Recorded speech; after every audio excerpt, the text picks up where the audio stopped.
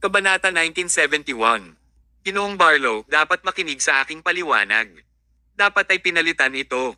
Ito ay orihinal na hindi.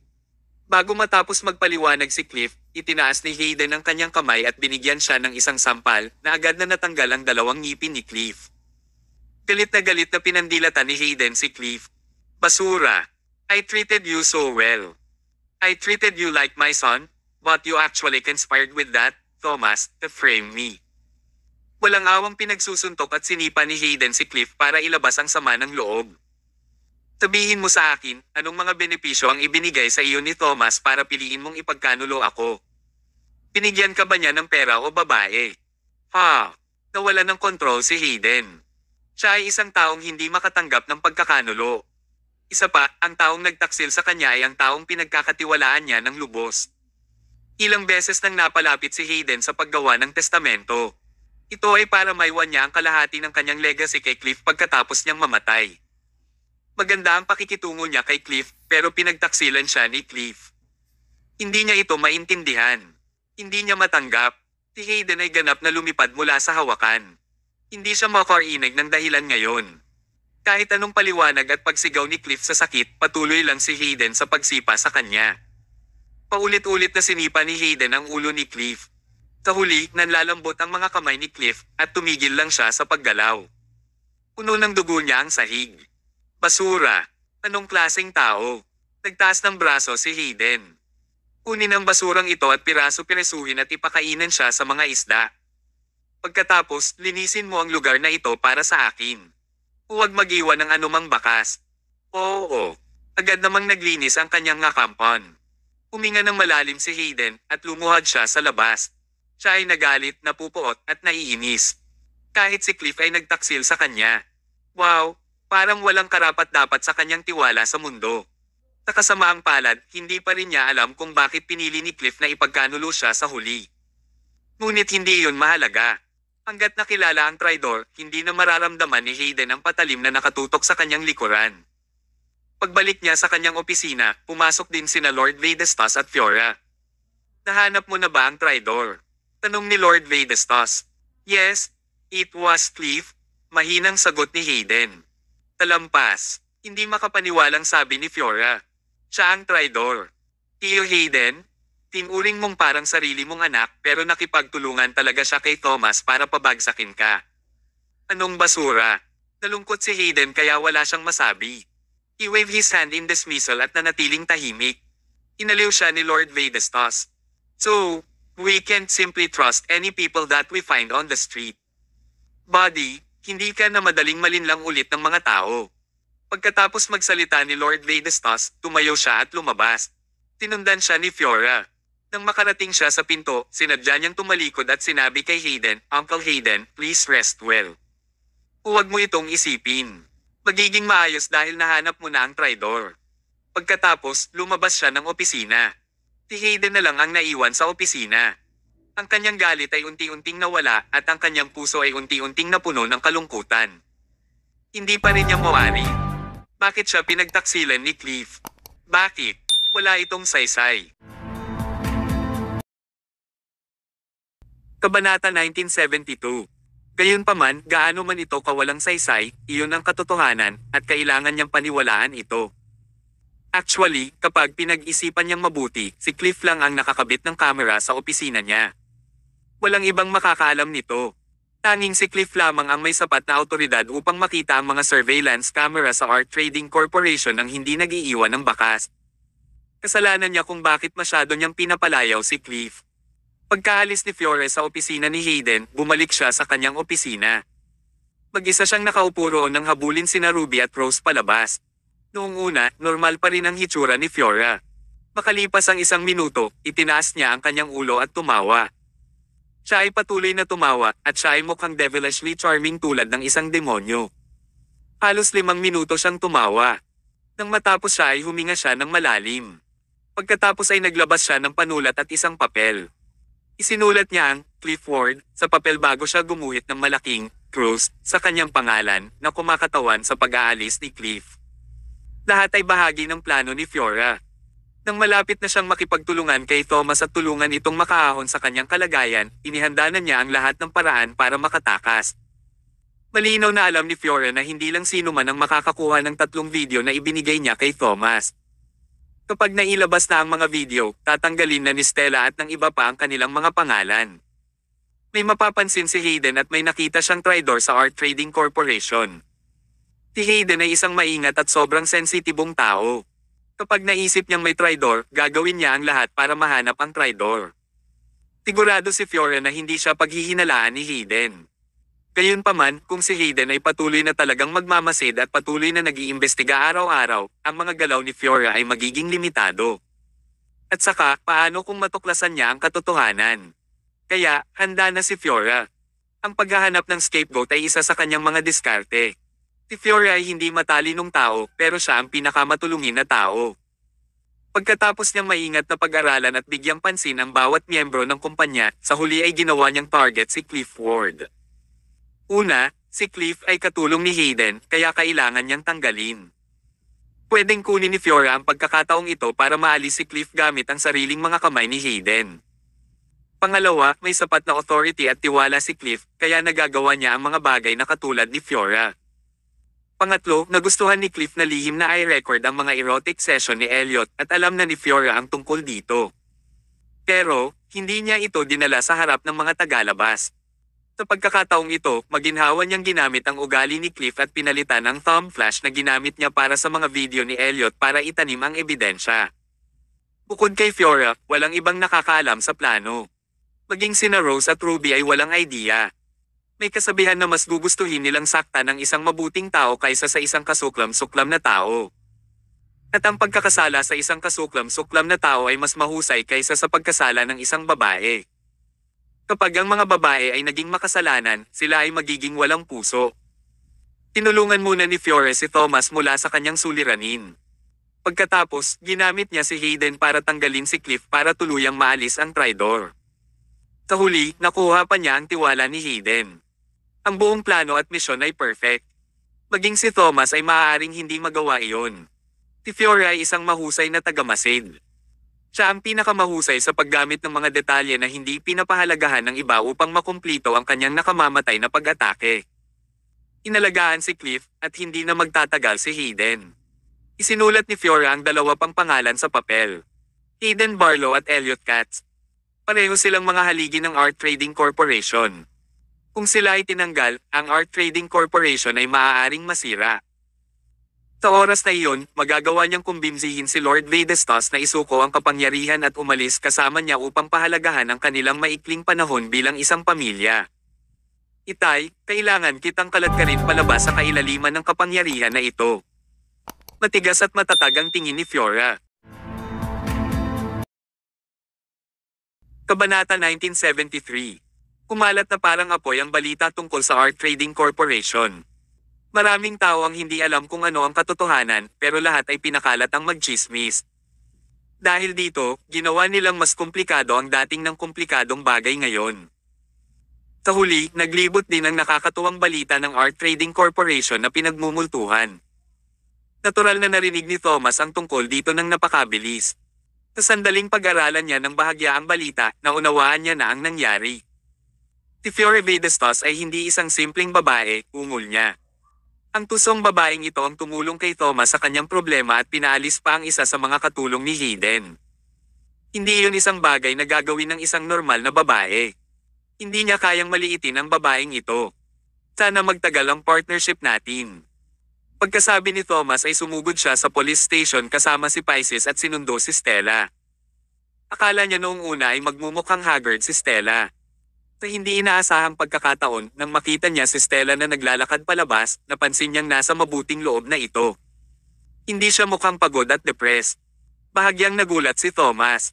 Sabi ni Stella, narinig ko ang tungkol sa Art Trading Corporation, pero laging panalo ang hustisya. Ang grupo ng mga tao na iyon ay gumawa ng lahat ng uri ng mga plano upang iset up ang mga tao, ngunit hindi ba nila itinakda ang kanilang sarili? Haha! Masaya pala si Stella dahil natalo ang Art Trading Corporation. Siya ay isang inosenteng babae. Aalis na sana si Thomas kasama siya, isang pulis ang lumapit kay Thomas. Gusto daw siyang makita ng district chief at makausap mag-isa. Matapos manguna ang pulis, dumating muli si Thomas sa maliit na silid. Tinarado ang pinto. Si Thomas at Eric lang ang nasa kwarto. Makiupo. Si Eric ang nagkusa na kumuha kay Thomas ng isang tasa ng tsaa. Umiti siya at sinabing, Mr. Mayo, congratulations sa ating tagumpay. Ang opinyon ng publiko ay nabaligtad kasunod ng paglabas ng 3 video. Ang reputasyon ng Art Trading Corporation ay ganap na bumagsak at imposible para sa kanila na mailigtas ang sitwasyon.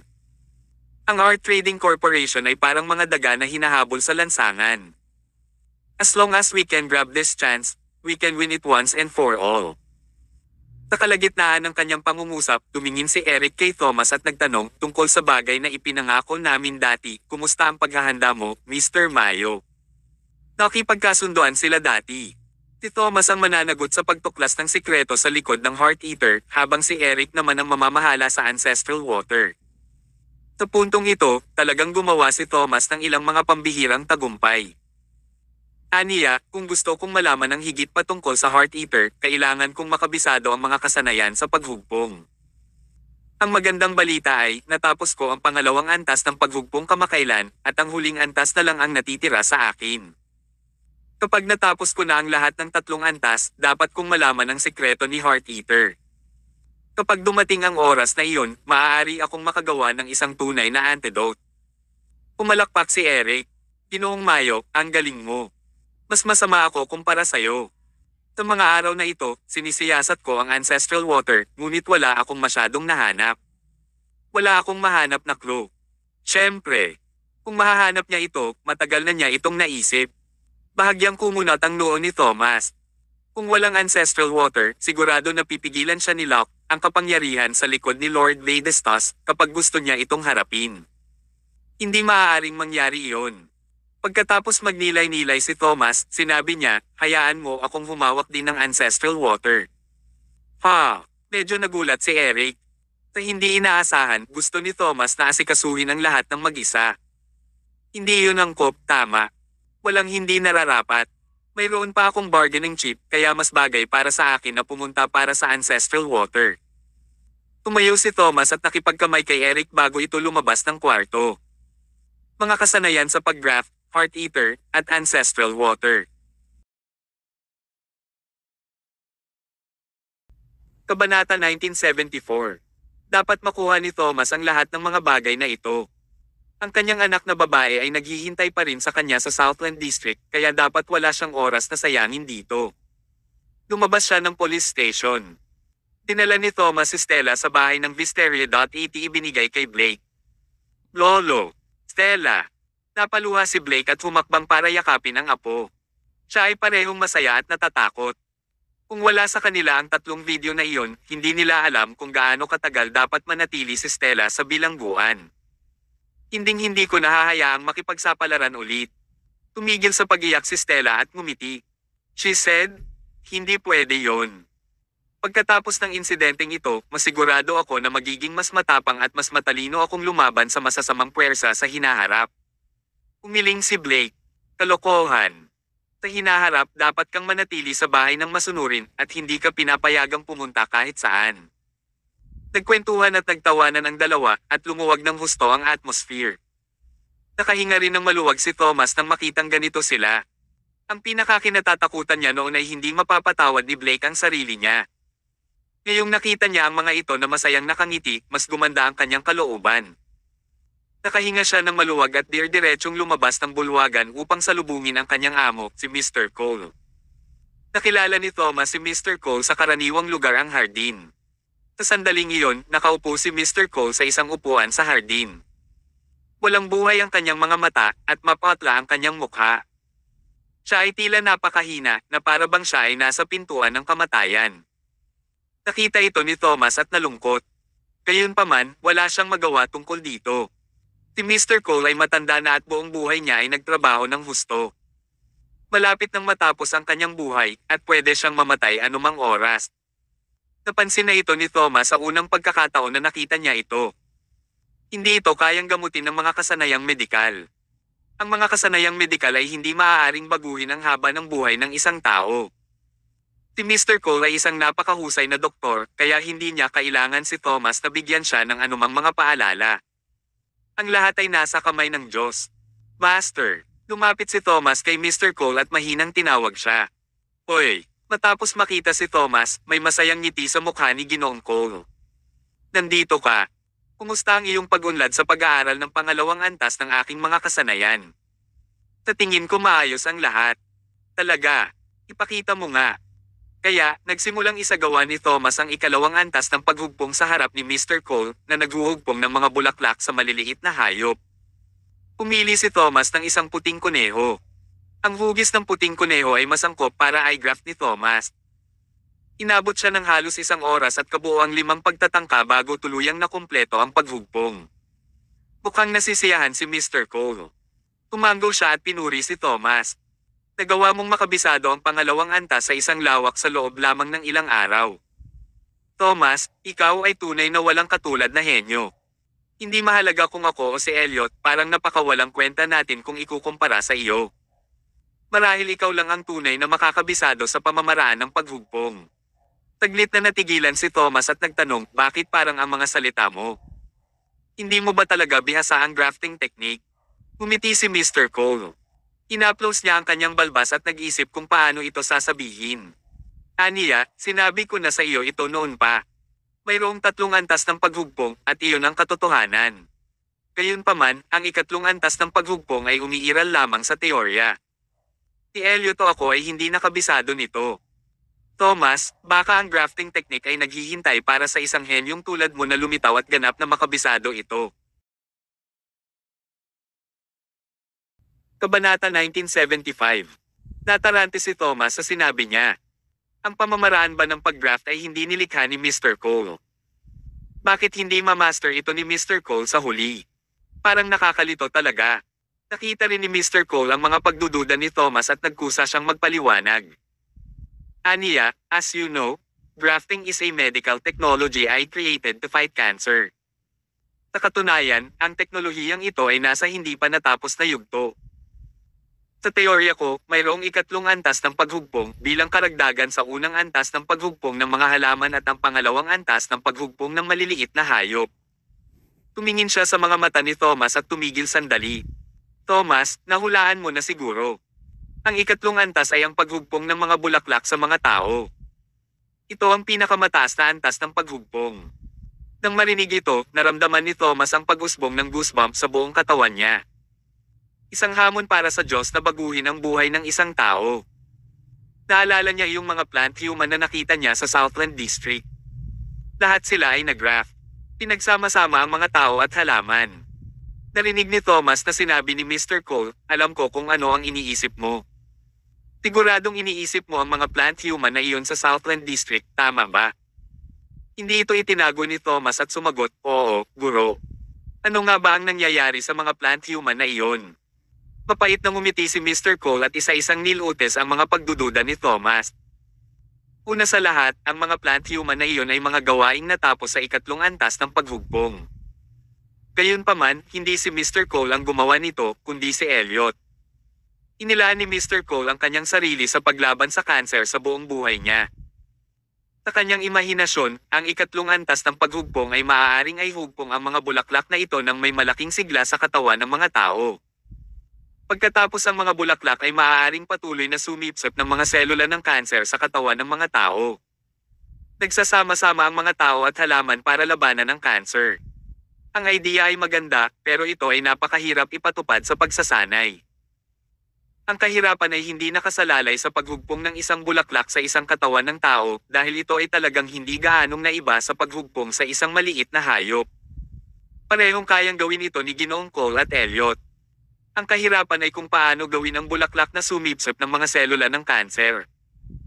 Sa halip na sumipsip ng mga selula ng kanser, mga grafted na bulaklak na iyon ay sumisipsip ng esensya at sustansya ng katawan ng tao. Hindi lamang ito nakapagpalusog sa mga tao, pero unti-unti ring sinisira ang katawan ng tao. Alam na alam ito ni Thomas. Nakita niya sa sarili niyang mga mata kung paano sinipsip ng mga bulaklak ang mga plant human na iyon. Paano gawin ang mga bulaklak na hindi sumipsip ng sustansya ng tao pero sumipsip ng mga cells ng cancer na mahirap makuha. Ito ang pinakamahirap na bahagi ng ikatlong antas ng mga pamamaraan ng paghugpong. Sa ngayon, hindi nagawang malampasan ni Mr. Cole ang hadlang na ito. Ito ay pareho para kay Elliot. Gayunpaman, hindi ito pinansin ni Elliot dahil iba siya kay Mr. Cole. Si Elliot ay walang interes sa pagsakop sa mga selula ng kanser. Babae at pera lang ang gusto niya. Ang teknolohiyang pinagkadalubhasaan niya ngayon ay sapat na para makakuha siya ng maraming pera at hindi mabilang na magagandang babae. Iyon ang dahilan kung bakit si Elliot ay napoach ni Lord Vadestas. Kahit na hindi siya sinubok ni Lord Vadestas, gugustuhin pa rin niyang umalis sa tabi ni Mr. Cole at i-enjoy ang kanyang buhay dahil nahulog na siya sa tukso noon pa man. Sa katunayan, si Elliot ay may kakayahang magsaya sa buhay. Ginamit ni Elliot ang kanyang unqualified grafting technique para i-graft ang mga bulaklak sa katawan ng mga tao na lumikha ng maraming plant humans. Matapos masipsip ang mga sustansya mula sa mga tao, ibinaba ni Elliot ang mga ito at ginamit ang mga ito upang gawing heart eater at ang panlunas nito. Bagamat ito ay isang panlunas, pansamantala amang nitong mapipigilan ang lason. Nang marinig ito, nagtanong si Thomas, kung gayon, guro, kung gusto mo, pwede ka rin bang gumawa ng panlunas? Kabanata 1976. Awkward na ngumiti si Mr. Cole at sinabing, kaya ko, pero nakatali ang mga kamay ko. Bakit? May dalawang dahilan. Una sa lahat, kabilang ako sa bahay ng Listeria. Ayon sa mga patakaran, hindi ako maaaring makagambala sa mga gawain ni Lord Vadestas. Pangalawa, kailangan kong isakripisyo ang ilang tao at gawing plant humans para makagawa ng antidote. Ang ganitong uri ng pag-aalay ng ilang tao para iligtas ang iba ay hindi ko hinahangad. Napabuntong hininga si Thomas dahil totoo ang sinabi niya. Ano ang punto ng pag-alay ng buhay ng isang tao upang lumikha ng isang panlunas? Bukod dito, ang nilikha nito ay hindi isang tunay na panlunas. Pansamantala lang ang epekto nito at hindi lunas sa sakit. Pagkatapos ay nagtanong si Thomas, guro, mayroon ka bang paraan upang lumikha ng isang tunay na panlunas? Umiling si Mr. Cole. Hindi ko alam. Makatitiyak lang ako kung makakagawa ng tunay na antidote pagkatapos kung malaman kung ano talaga ang mga sangkap ng heart eater. Mga sangkap ng heart eater. Napakunot-nuo si Thomas sa pagkalito at nagtanong. Hindi ba ang mga sangkap ng heart eater ay hellflower na namumulaklak mula sa pagsipsip sa asensya ng katawan ng tao? Pinagpag ni Mr. Cole ang kanyang daliri. Kalahating tama ka lang. Tumingin siya sa paligid at sinabi sa mahinang boses, ang mga sangkap ng kasalukuyang antidote ay talagang hellflower. Ngunit ang mga sangkap ng heart eater ay may iba pang mga bagay bukod sa hellflower. Ano ito? Sunod, sinabi ni Mr. Cole ang isang pangalan na hindi kailanman naisip ni Thomas. Ang pangalang ito ay tubig ng ninuno. Matapos marinig ang dalawang salitang ito mula sa bibig ni Mr. Cole, ang ekspresyon ng mukha ni Thomas ay ganap na nagbago. Tubig ng ninuno. Paano ito magiging ancestral water? Sabi ni Mr. Cole, actually, hindi ko rin alam kung ano yung specific na sitwasyon. Ang impormasyong alam ko sa ngayon ay ang heart eater ay isang matinding lason na gawa sa ancestral water at hellflower. Sa palagay ko ang dahilan kung bakit ninakaw ni Lord Vadestas si Elliot mula sa akin ay para bigyan siya ng ancestral water at lumikha ng isang bagay na kasuklam-suklam tulad ng heart eater. Kaya, Thomas, kung gusto mo talagang gumawa ng antidote para tuluyang gumaling ang heart eater, dapat mayroon ka ring ancestral water bukod sa hellflower. Para naman sa hellflower, pwede kitang ituro sa grafting techniques at makukuha mo ito pagkatapos mong mamaster ito. Ngunit hindi kita matutulungan sa ancestral water. Naintindihan naman ito ni Thomas at labis ang pasasalamat nito. Ang lahat ng sinabi ni Mr. Cole ay ang pinakamahalagang sikreto ng lungsod ng Celandine at hindi ito dapat sabihin sa sinuman. Si Mr. Cole ay talagang may sariling mga dahilan para sabihin kay Thomas ang tungkol sa mga bagay na ito. Ito ay dahil ang kapulungan ng Listeria ay tiyak na hindi makisangkot sa mga gawain ng Celandine City at hindi lalaban kay Lord Vadestas.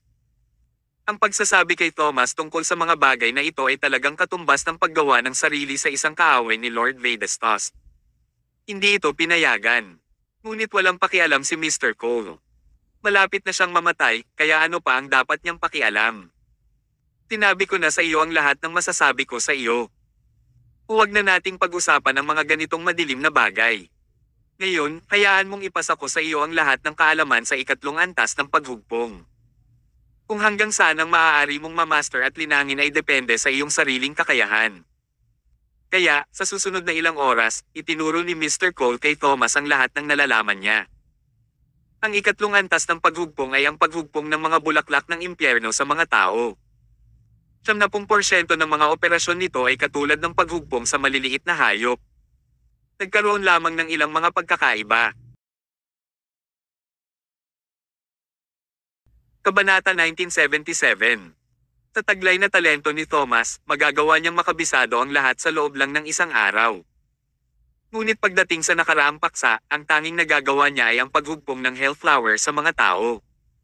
Kapareho ito ng pinagkadalubhasaan ni Ginoong Cole at Elliot. Pagkatapos, ang Hellflower ay hindi sumisipsip ng mga tawag sa kanser. Ito ay sumisipsip lamang ng kakanyahan ng tao, mga sustansya, at sipsipin ng mga tao na tuyo. Sabi ni Ginoong Cole, iyon lang ang alam ko. Thomas, inilalagay ko ang lahat ng aking pag-asa sa iyo. Umaasa ako na gagawa ka ng mga pambihirang tagumpay sa hinaharap at magawa ang hindi ko magagawa. Hindi lamang dapat mong i-graft ang Hellflower sa mga tao, ngunit kailangan mo ring gawin ito upang ang Hellflowers ay sumipsip ng mga cancer cells. Thomas, kailangan mong malampasan ang problemang ito. Gagawin ko. Pahina na ang boses ni Mr. Cole. Sa huli, mahina na siya. Para siyang nagninangas na apoy na namamatay sa hangin. Hinawakan ni Thomas ang kamay ni Ginoong Cole. Bilang isang mahusay na doktor, alam ni Thomas kung ano ang malapit nang mangyari at ang kanyang puso ay sumasakit. Aalis na si Mr. Cole. Umupo siya sa rattan chair na dahan-dahang nakapikit. Lumalamig ang temperatura ng kanyang katawan, huminto ang kanyang paghinga, at tumigil ang kanyang pulso. Tahimik siyang umalis sa mundo. Umalis siya ng matiwasay. Ito ay dahil wala siyang pinagsisisihan. Nasiyahan na siya na naipasa niya kay Thomas ang lahat ng natutunan niya sa buhay na ito bago siya namatay. Lahat ng hindi niya magawa ay ibinigay din kay Thomas. Hindi sumigaw si Thomas, ngunit nangingilid ang mga luha sa kanyang mga mata. Bahagya niyang ibinaba ang ulo, lumuhad sa harap ni Mr. Cole, at yumuko ng 3 beses. Nang matapos yumuko at tumayo si Thomas, bumukas ang malaking bakal na gate sa kabilang bahagi ng hardin, at lumabas ang isang medyo may edad na lalaki. Ito ay walang iba kundi si Declan, ang matagal nang nawawalang pinuno ng House of Wisteria. Araw-araw na pumupunta si Thomas sa bahay ng Wisteria, ngunit matagal na niyang hindi nakikita si Declan.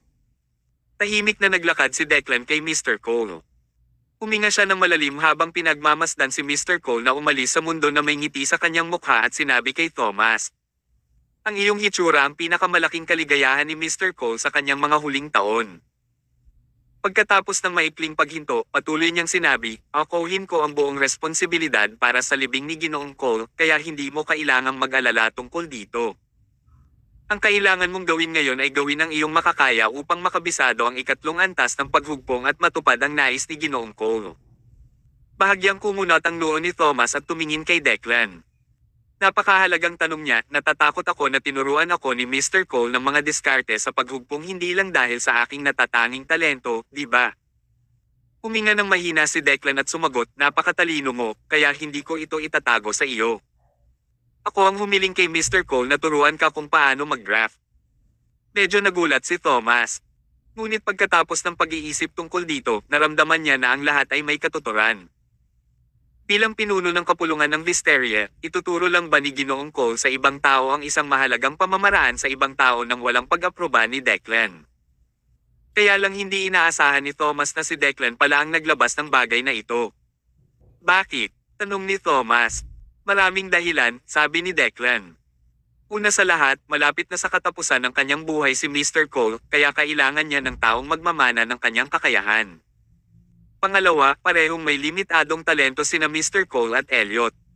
Kailangan niya ng isang mas namumukod tanging tao para magmana ng kanyang mga kakayahan at kumpletuhin ang tagumpay. Malamig na sabi ni Thomas, may isa pang dahilan, di ba? Ang isang tulad mo ay hindi kailanman magsusumikap sa isang nakababagot na pagsisikap tulad ng pagtagumpayan ng mga selula ng kanser.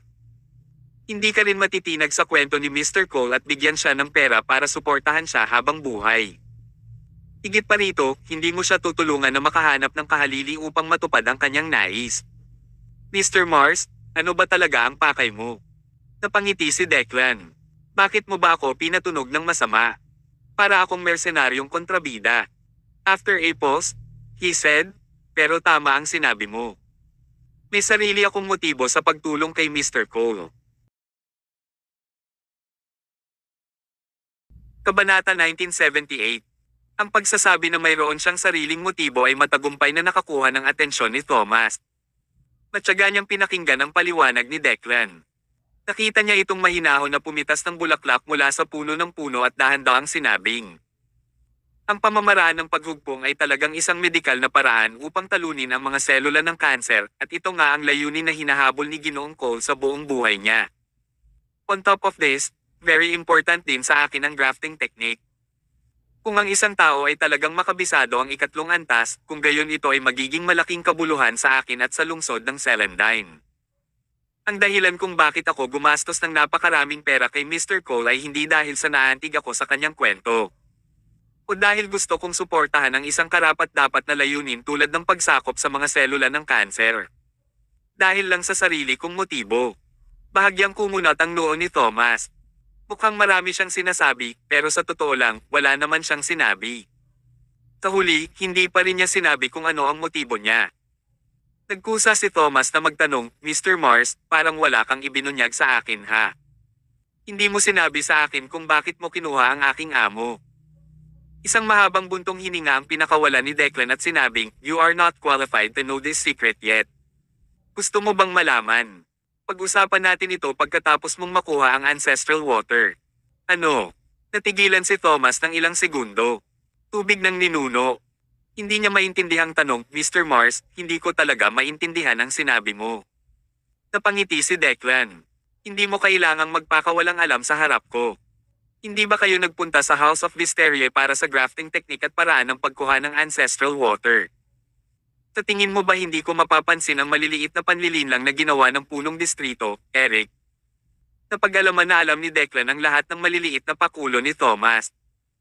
Dahil hindi napigilan ni Declan si Thomas, ibig sabihin, sinadya ni Declan na pasayahin si Thomas at lihim pa siyang tinulungan. Tinanong ni Thomas, hindi ba ang kapulungan ng Wisteria ay nasa isang neutral na posisyon at hindi kasangkot sa anumang mga gawain ng Celandine City? Malamig na sabi ni Declan, ngunit mayroon bang ganap na neutralidad sa mundong ito? Hanggat ikaw ay tao, magkakaroon ka ng pagkamakasarili. Kung ikaw ay makasarili, ikaw ay magiging kampi. Thomas, isa lang ang kailangan mong malaman ngayon. Ang iyong pagkuha ng ancestral water ay hindi makakasama sa akin, at ito ay magiging malaking pakinabang sa akin sa halip. Tutulong ako sa kung ano ang makakabuti para sa akin, syempre. Sa katunayan, hindi naiintindihan ni Thomas. Bakit makikinabang si Declan kapag nakuha niya ang ancestral water? Hindi lamang iyon, ngunit ang susunod na pangungusap ni Declan ay nagulat din kay Thomas. Sinabi pa ni Declan, at hayaan mong sabihin ko sa iyo. Ang iyong pagkuha ng ancestral water ay hindi lamang kapakipakinabang sa akin, kundi pati na rin sa Panginoon Vedastas. Kaya, kahit na si Lord Vedastas ay nakipag-ugnayan sa iyo sa iba't ibang aspeto sa panahong ito, hindi kanya hinadlangan na makuha ang ancestral water. Hindi mo ba napansin? Ito. Napatulala si Thomas. Gusto niyang makuha ang ancestral water para mabuksan ang sikreto ng Heart Eater at mahanap ang tunay na panlunas. Kapag nakumpleto na ang antidote, direktang sisirain nito ang kontrol ni Lord Vedastas sa lungsod ng Celandine. Paano ito magiging kapakipakinabang sa Panginoong Vedastas? Ito ay talagang hindi maintindihan. Patawarin mo ako sa hindi ko maintindihan, sabi ni Thomas. Siyempre, ang hirap mong intindihin ngayon. Kapag nakuha mo ang ancestral water, mauunawaan ang lahat, mataimtim na sabi ni Declan. Ang tubig ng ninuno ay isang tibak na may 2 talam na maaaring magdala ng pinakamataas na kaluwalhatian at walang katapusang mga sakuna. Thomas, kailangan mong ihanda ng maaga ang iyong sarili. Tumango si Thomas at nagtanong, ibig bang sabihin ay gusto mong tulungan akong makuha ang ancestral water? Kabanata 1979. Siyempre, positibong sagot ni Declan, at sinabi niya, si Mr. Cole ay namatay. Ikaw at si Elliot ang tanging 2 tao sa mundo na nakakabisado ng mga diskarte sa paghugpong, at si Elliot ay nagtatrabaho para kay Lord Vedastas. Ngayon, ikaw at ako ay nasa parehong panig. Tumama ka sa akin. Nagkusa si Declan na tumalikod at umalis. Dinala niya si Thomas sa gilid ng gate ng hardin, paikot-ikot. Kawakas, nakarating sila sa isang lugar na parang altar. Mayroong isang magic circle dito, at isang pentagram ang nasa sahig. Mayroong isang halijing apoy sa bawat isa sa 5 sulok at isang nasusunog na pulang pabilog na bagay ang nakatago sa loob ng bawat haligi ng apoy. Sinabi ni Declan, ang pentagram na ito ay binubuo ng 5 elemento ng metal, kahoy, tubig, apoy, at lupa. Kung gusto mong makuha ang ancestral water, dapat mong patayin ang lahat ng 5 haligi ng apoy upang ang swerte ng lungsod ay dumaloy sa ancestral water pababa. Lumingon si Thomas at tumingin sa paligid. Ang apoy ng 5 haligi ng apoy na ito ay hindi naiiba sa mga ordinaryong apoy. Hindi ba ito malulutas sa pamamagitan ng pagtakip dito ng tubig, lupa, o buhangin? Nakita ni Declan ang kanyang mga iniisip at nagkusa siyang nagpaliwanag. Siyempre, madaling mapatay ang apoy. Ang hirap kasi may ancestral eye sa loob ng bawat haligi. Kapag ang apoy ay naapula, ang ancestral eye ay muling magpapakawala ng apoy na nagiging sanhi ng apoy na magliyab. Kung gusto mong ganap na patayin ang apoy, kailangan mong maghanap ng 5 bagay na pumipigil sa ancestral eye. Ang 5 bagay na ito ay itinakda din ayon sa mga katangian ng metal, kahoy, tubig, apoy, at lupa. Tila hindi isang madaling gawain ang ganap na patayin ang 5 haligi ng apoy. Well, ito ay nagkaroon ng kahulugan. Kung ito ay napakadaling patayin, hindi lamang 6 na tao ang nakakuha ng ancestral water sa mga nakaraang taon. Tanong ni Thomas, Mr. Mars, maaari mo bang sabihin sa akin kung ano ang 5 bagay na ito? Mahiwagang sinabi ni Declan. Ang metal na lumilikha ng mundo, ang kahoy na pinagmulan ng buhay, ang tubig na nagpapalusog sa lahat, ang apoy na sumusunog sa mundo, at ang lupa na nag-aalaga ng buhay. Kailangan mong makuha ang 5 elementong ito para mapatay ang apoy ng 5 haligi ng apoy. Ang sinabi niya ay napakazen, at hindi ito isang bagay na maaaring maunawaan sa maikling panahon. Bakit hindi niya sinabi kay Thomas ang 5 bagay ng malinaw? Naglalaro pa rin siya ng mga bogtong dito. Hindi ba ito isang purong pag-aaksaya ng oras? Tinagtagal, alam na ni Thomas kung bakit. Sabi ni Declan, I guess you don't quite understand what these 5 things are, right? Ang aking anak na babae, si Phoebe ay nagkataong pinag-aralan ito ng mabuti. Bakit hindi mo siya dalhin sa tabi mo at hayaan siyang tumulong sa iyo sa paglutas ng mga bogtong? Napangiti si Thomas nang walang magawa. Nag-isip talaga si Declan. Kung tumakbo si Thomas upang hanapin ang 5 bagay na ito, ano ang mangyayari kay Phoebe? Walang makapag-aalaga sa kanyang anorexia. Ngayon, sinadya ni Declan ang 5 bogtong na hindi niya maintindihan at pinilit si Thomas na isama si Phoebe. Hindi lamang ito makatutulong kay Thomas na malutas ang mga bogtong, ngunit ito rin ang nagpaisip kay Thomas tungkol sa simpleng pag-abandona kay Phoebe. Pinapatay nito ang 2 ibon gamit ang isang bato. Tusong tao talaga si Declan. Hindi mahalaga kung ito ay ang kanyang kaaway o ang kanyang crony, siya ay kalkulado ang lahat. Tumango si Thomas. Ginoong Mars, salamat sa iyong payo. Pupunta ako para humingi ng payo kay Miss Mars at kunin ang 5 item sa lalong madaling panahon. At the same time, I also assure you na kapag nakuha na ang 5 items, gagaling si Miss Mars sa anorexia. Umiti si Declan at sinabing, magandang malaman iyon. Salamat. Nakipagkamay si Thomas kay Declan. Pagkatapos, tumalikod siya at umalis sa altar para hanapin si Phoebe. Sa mga susunod na araw, marami siyang maaasahan sa babaeng ito. Kabanata 1980. Dumating si Thomas sa bulwagan ng bahay ng Wisteria at nagkataong nakita niya si Phoebe na nakaupo sa sopa, kaya hindi siya nagdalawang isip. Dumiretso siya para ulitin ang sinabi ni Declan at humingi ng tulong kay Phoebe. Matapos makinig, medyo natarante si Phoebe. Sa totoo lang, hindi niya inaasahan na magiging ganito ang mga pangyayari. Gayunpaman, tiyak na matutuwa siyang lumabas na mag-isa kasama si Thomas ng ilang sandali. Kaya lang ayaw niyang maging masyadong halata at mukhang cheap. Kaya, sadyang nagtakda si Phoebe ng isang kinakailangan at sinabing, humihingi ka ng tulong sa akin, kaya paano mo ipapahayag ang iyong pasasalamat? Paano niya dapat ipahayag ang kanyang pasasalamat? Sabi ni Thomas, Miss Mars, feel free to tell me if you need anything. Gagawin ko ang lahat ng makakaya ko. Tumingin si Phoebe sa paligid at inisip kung ano ang kailangan niya. Sa katunayan, maginhawa ang buhay niya bilang miyembro ng House of Wisteria. Ang pinakakailangan niya ay pagmamahal ni Thomas. Pero paano niya nasabi ang isang nakakahiyang bagay? Sa di malamang dahilan, may kung anong pumasok sa isip niya. Isang restaurant na may temang magkasintahan.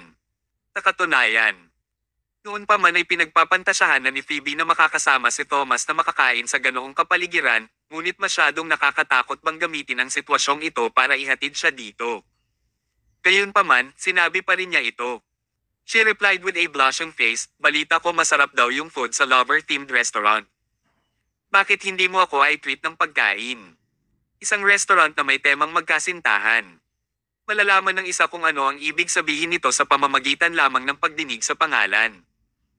Siya at si Thomas ay hindi magkasintahan, kaya bakit sila pupunta doon? Akala ni Phoebe ay tatanggihan siya ni Thomas, ngunit sino ang nakakaalam? Oo naman. Sumang-ayon si Thomas nang walang pag-aalinlangan. Nagulat si Phoebe. In fact, tentative lang ang sinabi niya, and she never thought na papayag talaga si Thomas. Tara na, ihahatid na kita doon. Nang hindi nagsasalita, direktang hinatid ni Thomas si Phoebe sa restaurant na may temang magkasintahan nang hindi siya binibigyan ng oras para maabot. Parang natatakot siya na biglang magbago ang isip niya. Ito ay isang paraiso para sa mga magkasintahan. Kung tutusin, hindi sila dapat nandito ayon sa kanilang relasyon. Ngunit para masiyahan si Phoebe, walang pakialam si Thomas. Malaki ang gastos dito. Ang pagkain na ito lamang ay nagkakahalaga ng ilang daang libong dolyar. Sabi ni Phoebe, Mr. Mayo, ikinalulungkot kung gumastos ka ng napakaraming pera. Ngumiti si Thomas at sinabing, oo, ginugol ko ang bawat sentimo na kinita ko sa pagpapatakbo ng isang restaurant kamakailan. Tumango si Phoebe. Iyan ay medyo mahal para sa iyo. Ito ay orihinal na biro lamang sa pagitan nila. Sa katunayan, para sa isang tulad ni Thomas na napakayaman, ang ilang daang libong dolyar ay wala. Sa sandaling iyon, isang napaka-harsh na boses ang narinig. Ilang daang libo lang, at mahal. Stop! Stop! Stop! Bakit si Miss Mars mula sa House of Wisteria ay nakahanap ng isang mahirap na tao para maging boyfriend niya? Sino itong nakakainis? Lumingon si Phoebe para tingnan at nakita ang isa pang mag-asawang naglalakad sa aisle. Ang lalaki ay isang lalaking nakasuot ng salamin. Siya ang nagsabi niyan kanina lang. Ang lalaki ay kaklase ni Phoebe sa kolehiyo, si Callum York. Si Callum ay miyembro din ng isang sikat na pamilya sa Celandine City. Noong una, nais niyang umangat sa panlipunang hagdan sa pamamagitan ng pagpapakasal kay Phoebe, isang marangal na ginang at pagiging manugang ng bahay ng Wisteria. Ngunit tumaas ang ilong ni Phoebe sa kanya. Sa sandaling iyon, nakita ni Callum sina Phoebe at Thomas na magkasama sa ganitong uri ng restaurant na may temang magkasintahan. Hindi niya maiwasang hindi maunawaan na si Thomas ay kasintahan ni Phoebe.